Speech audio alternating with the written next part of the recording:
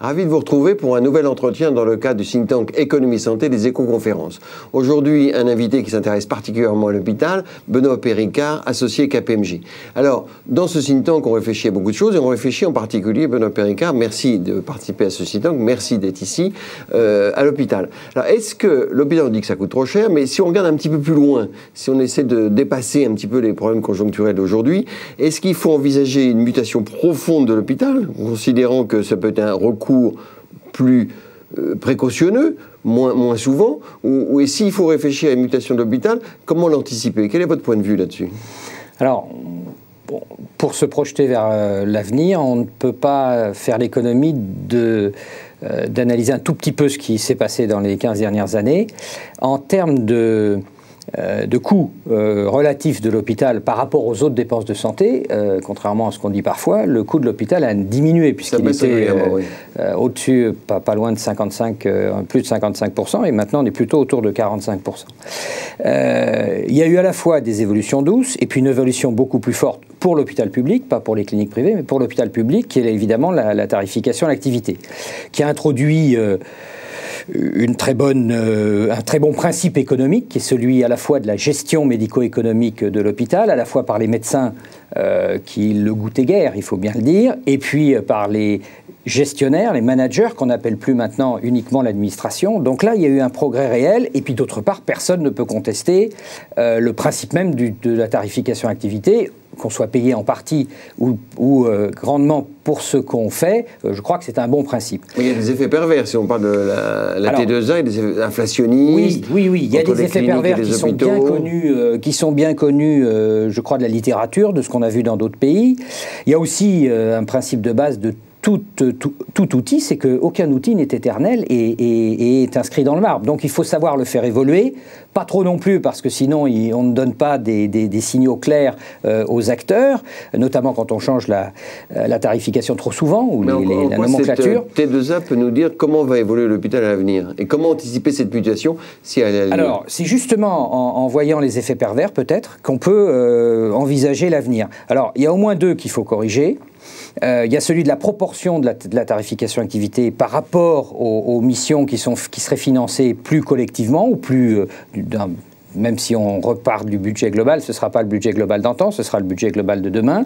Et là, bien sûr, il y a un certain nombre de missions qui existent déjà, qui sont payées dans les missions d'intérêt général, qui font d'ailleurs beaucoup d'envieux dans les cliniques privées.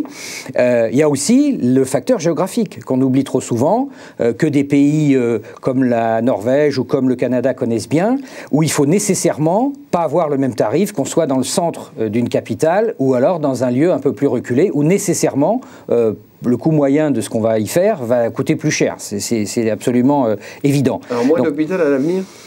Alors, bien entendu, ça c'est la deuxième mutation la plus importante.